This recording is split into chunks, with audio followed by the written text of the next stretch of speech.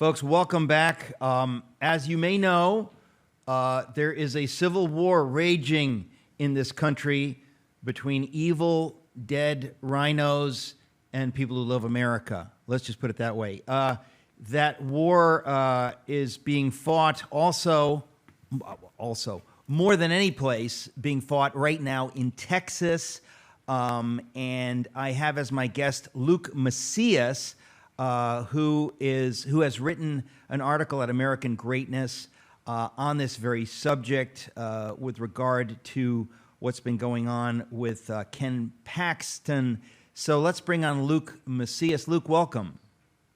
Thank you for having me, Eric. And now it's pronounced Macias, but the Castilian is Macias. There you go. You know that, right? Luke Macias. Okay, tell my audience, most of whom don't live in Texas, what is going on in Texas? Why have they demonized Ken Paxton? Who is Ken Paxton? Give us the overview.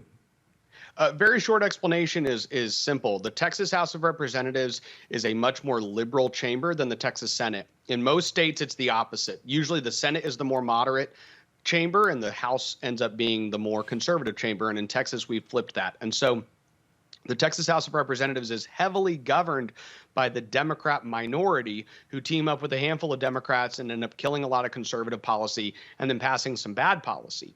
Well, ultimately what happened is the Speaker of the Texas House, one of his biggest political opponents is Ken Paxton, because Ken is one of the most conservative statewide elected officials.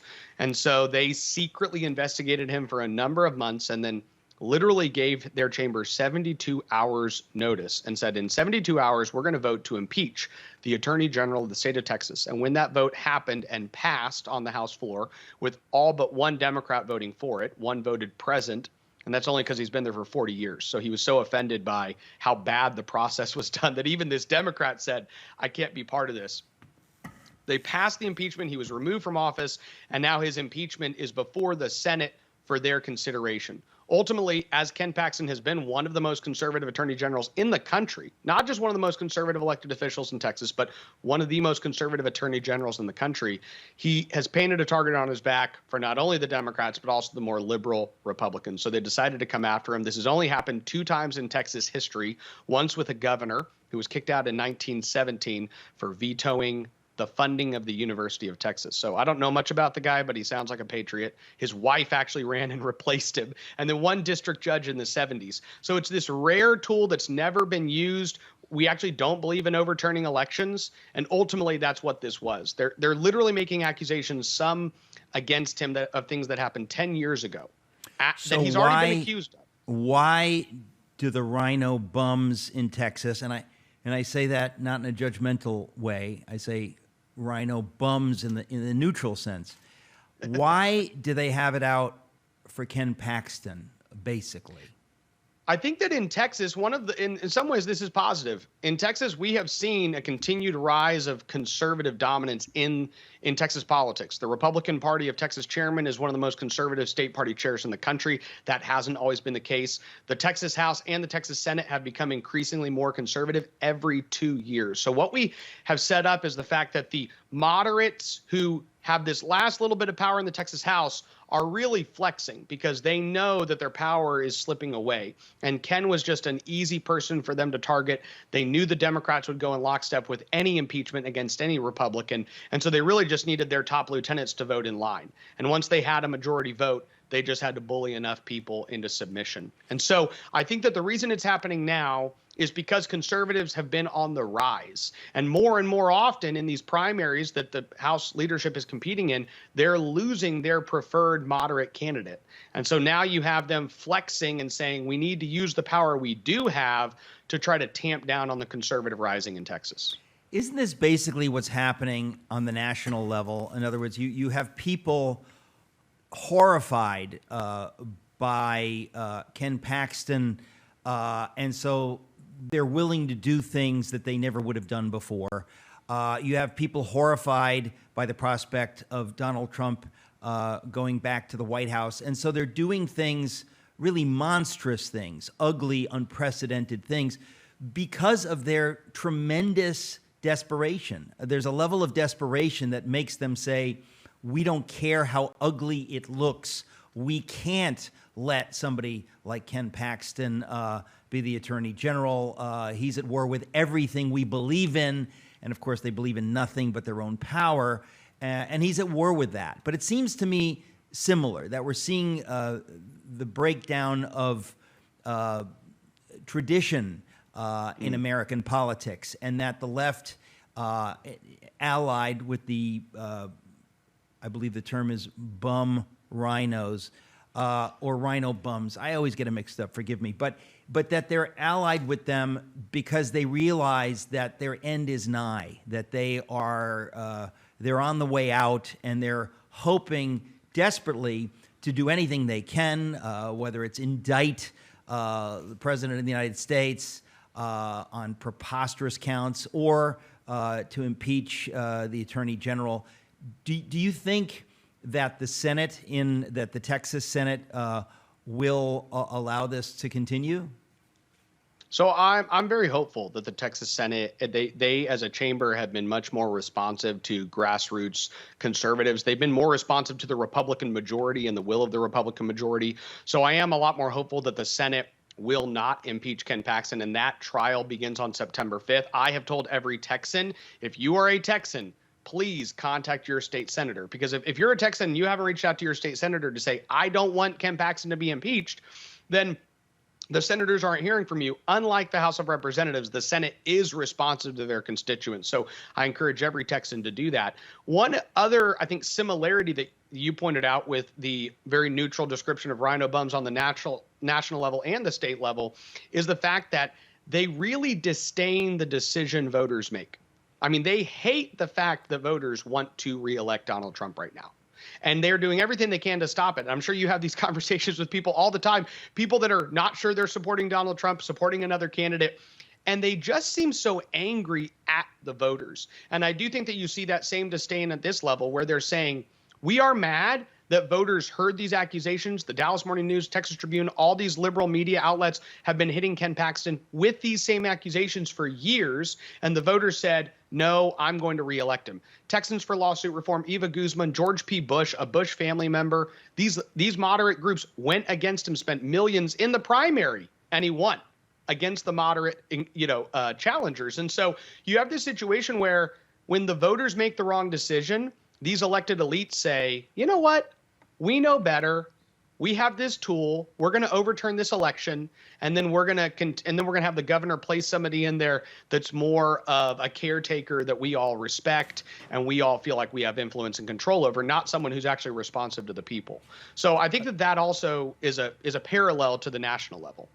Yeah, a caretaker we respect, dead wood we can control. It's so pathetic. Yep. Honestly, it's so pathetic. And while we're at it, I've been calling for Mitch McConnell's head on a pike. It's interesting that we in America, on the conservative side of things, have put up with the malfeasance of figures like Mitch McConnell and down the line. I never would have thought that I could think of George W. Bush in that way. But as the years have passed and as Trump has forced us to see the real division in this country and the participation of people on the GOP side with what the left has been doing to this country over the years, it's a new day, and we're seeing that folks like I mentioned, of course, George W. Bush, that they're not who we thought they were, that they really aren't willing to fight for the people. They don't seem to believe. They seem to have kind of over time drunk the Kool-Aid of the uniparty, of the bureaucratic state, and George W. Bush is more inclined to be friendly with Bill and Hillary Clinton and Michelle and Barack Obama than with Donald Trump and Melania. It's an extraordinary thing to see this development in American politics, and it sounds like that's exactly what's happened with Ken Paxton and what's happening in Texas. Is there a way? What's an easy way for folks in Texas to contact their state senators on this issue? Because, folks, this is an important issue. Ken Paxton is a hero. You need to do what you can. And even if you have friends in Texas, email them this information. But what is a good way to connect? You can literally go to the Texas Senate website. If you just Google Texas Senate, you'll pull up all the different state senators. There's Find Who Represents Me. Even at Texas Scorecard, where I produce a weekly podcast, we have a Find Who Represents Me tab. You can type your address into. But if you say Find Who Represents Me in Texas, you can type it in, and their number is right there. The Texas Senate website has the same tool you can use. So it's very easy to find out what senator represents you and then to call them. Remember, if you happen to be in an area that has a Democrat senator, they're going to vote to impeach him because that's in their best interest. Okay, hang on. We're going to be right back, going to a hard break. Luke Macias is my guest. Don't go away. Welcome back. I'm talking to Luke Macias, who has written an article for American Greatness about the civil war that's happening in Texas over the soul of the GOP. And it's fascinating to me that this is happening in Texas. It's happening all over the country. So, Luke, let's talk about who the players are. I mean, when I think of Texas, I think it's the classic case. You have Ted Cruz, who's a real, MAGA Republican, an America First Republican, whatever you want to call it. He's an actual America-loving conservative. And then you have John Cornyn, who strikes me as the classic rhino, political hack. And again, I say hack in the most positive sense of the word hack. But somebody who is just a career politician who does not really have fire for America. And he's just willing to say and do what he thinks is prudent, which is always code for the safe thing that's going to help him to stay in power. So does John Cornyn have any views on the demonization of the heroic Ken Paxton at this point? Yeah, I think you bring up a great example. I mean, look, prudence is something that can only be appropriately used when you know that there are times to fight. Okay, so prudence requires that. Cornyn doesn't seem to get that. Cruz and Cornyn are perfect examples of the civil war that's happening in Texas. Ted Cruz literally came out before the Texas House voted and said, this is absolutely wrong. This impeachment should not happen. John Cornyn, who's Mitch McConnell's buddy. I mean, he's literally probably the one closest in line to replacing McConnell. Not only did he come out and push the impeachment, the Defend Texas Liberty PAC, a PAC that I run here in Texas, we literally polled statewide Republican voters 3-4 months ago. And Ken Paxton is beating John Cornyn already in a matchup in 2026. This is before the impeachment, anything came up. So Cornyn knows he's literally 6 points under Ken Paxton. And now he's coming out saying, yeah, we should impeach this guy. Well, no, duh. He's a threat to your reelection to the U.S. Senate. Well, so are you saying, did I just miss you saying that Ken Paxton might run for the Senate? I think that is a very real possibility. And I will tell you this, even if he got impeached in the Senate, he's still eligible to run for U.S. Senate in 2026. The only state official we've ever impeached was in 1917. And the guy's wife ran to replace him as governor and got elected in 1918. So you look at these situations and go, all you're doing is creating this martyr who's going to stay around. I think that is a real possibility. And one reason why Cornyn is joining all the other rhino bums to make that determination. So it's just very clear that is the line is being drawn. Ted Cruz on one side saying, this is wrong, and John Cornyn on the other. I'm sure John Cornyn, in his private time, skateboards with Beto O'Rourke. I'm pretty sure that is what he does. That is where, that's where he spends his time, folks, just so you understand, skateboarding with Beto. Well, what else do we need to know about what's going on in Texas? Because Texas is such a big state, not just physically, but it looms so large. I know Dan Patrick personally, Lieutenant Governor. He seems to me to be a real hero. Has he been involved in some of the stuff that we're talking about?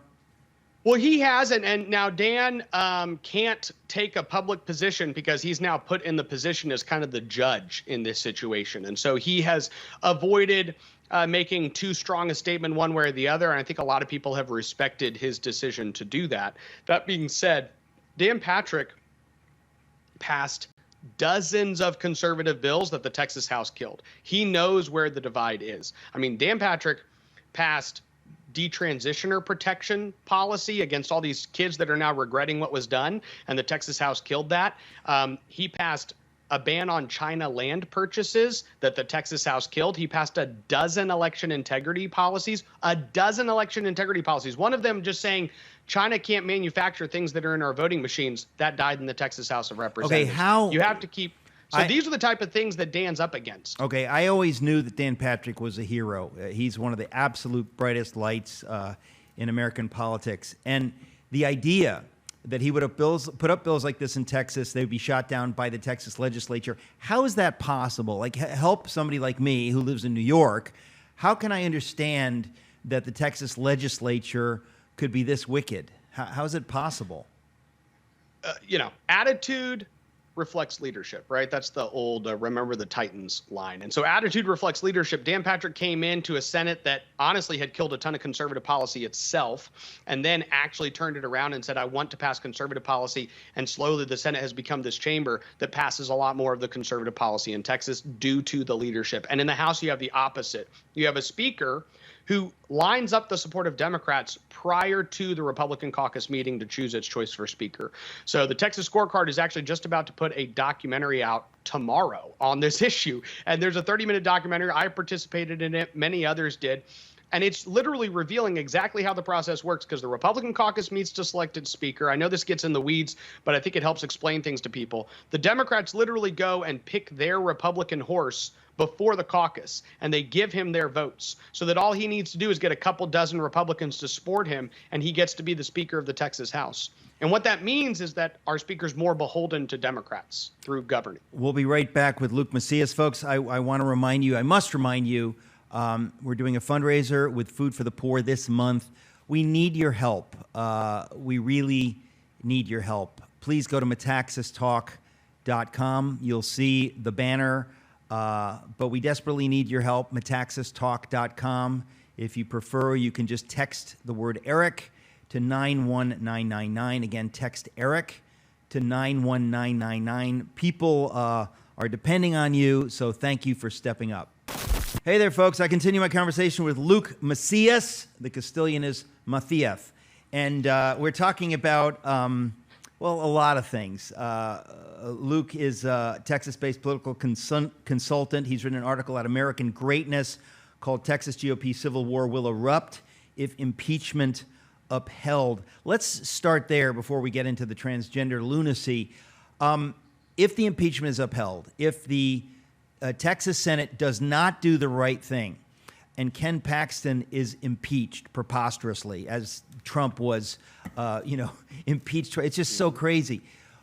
When you say a civil war will erupt, what do you mean by that?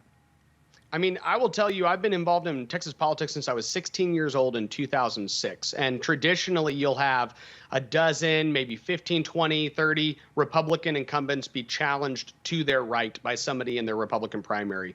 There are well over 40 challengers today that are literally gearing up campaigns. So I wouldn't be surprised if almost all but a dozen Republican state representatives are challenged in their primary. The reason being that people are more so than ever sick and tired of a legislative body that is going to hand these type of victories to Democrats. They don't see the Texas Senate in that way. I do think in the event that the Senate does decide to go along and endorse the House's actions, then it will only increase the temperature in the room. It won't actually take it down. So I do hope, I've said this before, the Senate is much more responsive to the will of the grassroots. So I have a hard time seeing them go along with this madness. Well, when you say that, if this happens, then there are going to be more challenges from the right for these legislative seats. It seems to me that ought to be happening anyway. In other words, if we're in this bad of a place, even the specter of Paxton, actually being impeached ought to galvanize people on the right to challenge all of these rhino legislators. Why wouldn't that happen anyway, I guess is my question. So I think in the Texas House it's happening. I think that people have already lost faith in their legislators, and they're tired of having them come back and try to, the old phrase is piss on them and tell them it's raining. But the truth is, these guys are tired of these state representatives coming back and telling them everything's great and then not actually admitting that they teamed up with Democrats on all these policy issues. So I don't think there's any saving state legislators from the wrath that's coming to them in the primary. I do think as a whole, they don't feel like the entire Republican Party's against them. They feel like there's this one rogue chamber that's giving Democrats all these victories. If the Senate went along with it, then I think the reason the Civil War would erupt even more is because people would then go, okay, nobody's with us. We've got to clean house. Yeah. And so that's kind of my reference in that. I mean, I think that that's what's happening across the country is that anybody who loves America is finally awaking, or those who haven't been awake are awaking to the nightmare in which we find ourselves because of rhino establishment, quote unquote, moderate candidates who are worse than useless. They are, the handmaidens of evil. For example, you brought up earlier the sex change and transitioning legislations. Talk about that for a little bit. So we successfully passed a ban on transgender surgeries, puberty blockers, and cross-sex hormones. That is something that the Texas House killed last session. Dustin Burrows, Stephanie Klick, Dade Phelan, but we were able to pass it this session.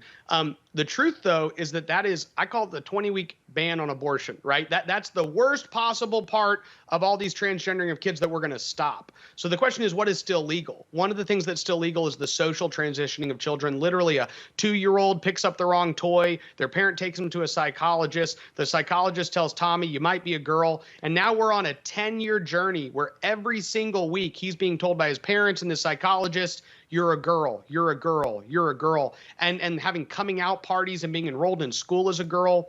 The Texas House not only killed a bill, there was a motion on policy to actually restrict grant funding to children's hospitals that are doing the social transitioning. 11 Republicans ended up voting with all the Democrats to kill that bill. There was the Texas Senate passed a bill that said you can't change your birth certificate. Eric, real simple. If you're born a boy, you can't change your birth certificate to a girl. Now in Texas, you can today. There's an other option on your birth certificate, male, female, or other. So the Senate said, no, we're going to do away with that. The Texas House killed that bill. So you just have to look at this and go, yeah, they'll do the ban on the worst possible part of it, but all this other sexualization of kids that are happening with this transgender religion that's in our state is being allowed to continue. So these are the battles that we are still having and the battles we have to continue to have. When I think of how many people in Texas think of themselves as Christians who are attending churches that are silent on these issues, it's deeply sickening. And I want to say, folks, if you are going to a church anywhere in the country that is being silent on these issues, get out of that church and take as many people as you can with you. We are in an absolute battle, a spiritual battle, a political battle, an ideological battle. And anybody who at this stage of the game is willing to look the other way is utterly a part of the problem. This is inevitable. This is not my opinion. This is where we are. We have many examples from history, but that's where we are. And people need to take a stand. I'm just fascinated as you're talking, Luke, to think that this is happening in Texas. That's, I have to say that if you want to know how things can be so bad in America, it's because, even in Texas, this kind of battle is happening. I don't know who comes up for re-election next in terms of the Senate. When is Cornyn back on the stump? So Ted Cruz is up right now. He's up for re-election right now. Conservatives, of course, are rallying behind his re-election campaign. Democrats will target him. I think he'll be fine. John Cornyn is up for re-election in 2026, and I think that is going to be a battle. I think there are numerous conservative voices that are considering challenging him, and I think that will be a very serious, contentious battle in the state. Greg Abbott and Dan Patrick are not up until 2026 as well, at which point they'll decide whether they all run for re-election or whether we have this domino effect. But that's probably another reason why the liberal leadership in the House is trying to impeach Ken Paxton, is because the fear is that he's in a position to either be the next lieutenant governor or governor. And if he is, he's going to push much more conservative policy than Greg Abbott. Greg Abbott is actually he's one of the more conservative governors in the state of Texas, like in, let's say, Republican governors, and that's still not saying much, sadly. He lets a lot of this policy die. He doesn't like the social issues. I want to talk about that when we come back, folks. We're going to go to a break. Don't forget, we need your help. Please go to metaxastalk.com. It's crucial, metaxastalk.com. Food for the Poor needs your help. Thank you. Folks, welcome back. Talking to Luke Macias, who's written an article at American Greatness about what's going on in Texas for the soul of the GOP.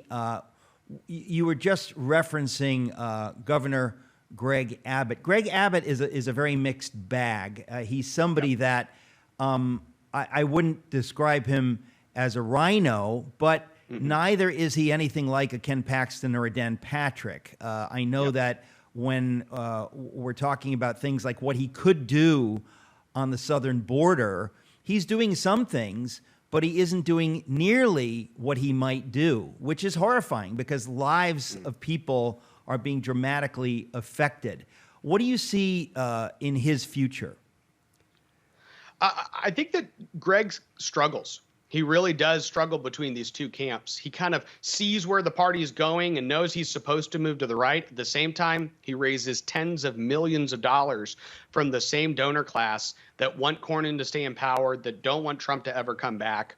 And so he really has both voices speaking in his ear, and he's constantly trying to figure out who to please. He rose to power as a judge, which I think affects him. He was a district judge, a Supreme Court judge, then the attorney general, never legislated. So he was used to having everybody bring positions to him and then him pick a side, and that's how he tries to govern. He doesn't actually lead. He doesn't say, here are where the battlefields are. Now let's go take that ground. He says, everyone come to me with your concerns and I'll decide what to do. He's very weary of the transgender issue.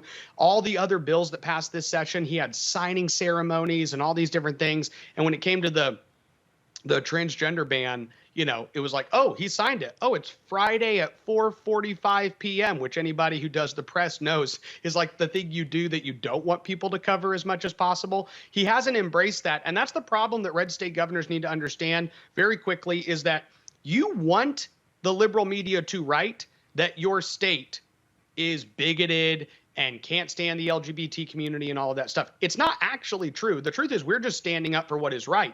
But every time these articles get written about the state of Florida, liberals leave the state of Florida. I mean, they literally go like, I want to go to New York. I'm sorry, Eric, but I want to go to California. And so we actually want people to leave, not feel welcome here. Why?